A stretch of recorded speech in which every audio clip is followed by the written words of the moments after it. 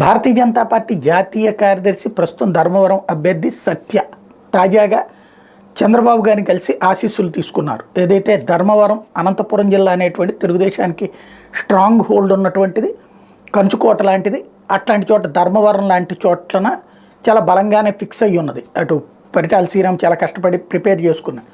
అయితే ఈలోపు సూరికి సీటు అన్న తర్వాత కొంత డిస్ప్యూట్ వచ్చినా ఇప్పుడు ఆ ఇద్దరూ కలిపి మద్దతు ఇస్తే ఖచ్చితంగా తాను గెలుస్తానని సత్య నమ్ముతున్నారు. అలా వాళ్ళిద్దరూ మద్దతు మనస్ఫూర్తిగా ఇవ్వాలంటే ఆల్రెడీ శ్రీరామ్ ప్రకటించారు, నేను గెలిచినా సత్య గెలిచినా ఒకటేనని.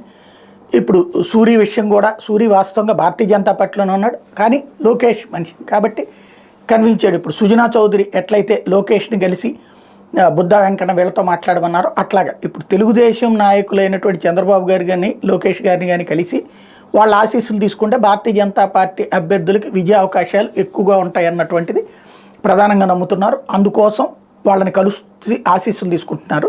అందులో భాగమే సత్య తీసుకున్నటువంటిది.